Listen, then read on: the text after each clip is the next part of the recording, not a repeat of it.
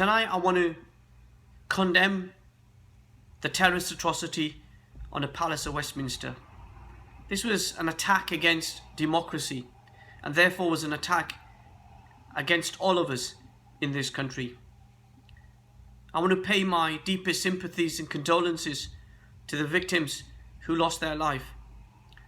Solidarity and prayers for those that are injured, and in particularly pay tribute to that police officer who gave his life in the line of duty protecting Parliament and the people who came to visit Parliament.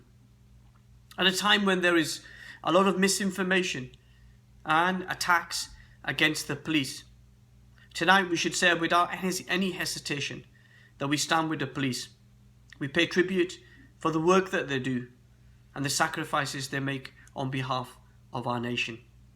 The terrorists today set out to cause as much mayhem as possible, to kill as many people as possible, and to injure them, and to scare people into changing their lifestyle and how they live their life. And also he set out to divide communities. And that's why we should do two things. One, we should get on with our life, be cautious, and if there's any suspicion, to report it to the police, but to get on with our life, to live our life to the values of our great nation.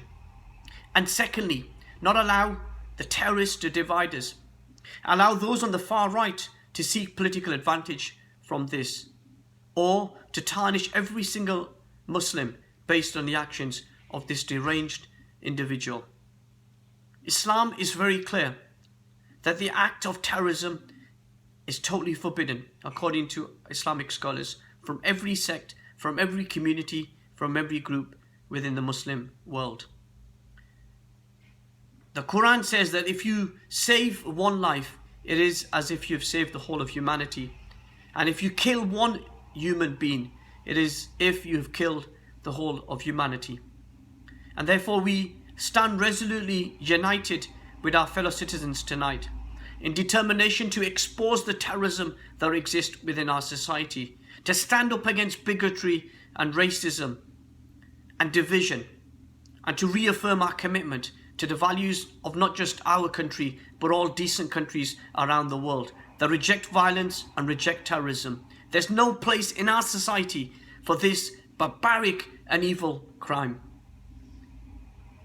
My heart is in pain tonight.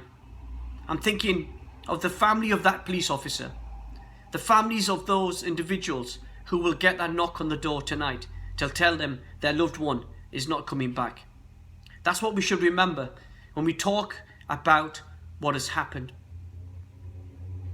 Politics can be a brutal game, and all of us who are involved in the public arena participate in some of that skullduggery. But in the end, Parliament represents our democracy. It represents our country. And tonight that attack was an attack on us all. So in conclusion, I want to reassure you all that we stand together as British Muslims, as Jews, as Christians, of people of no faith, in determination, in unity against terrorism. This was not in my name or the name of my great faith. And we reaffirm our support for the police, the intelligence agencies, the emergency services that keep London and our country safe.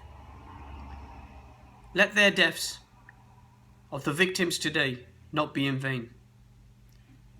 May we continue to stand united and defeat this evil terrorism that exists within our society.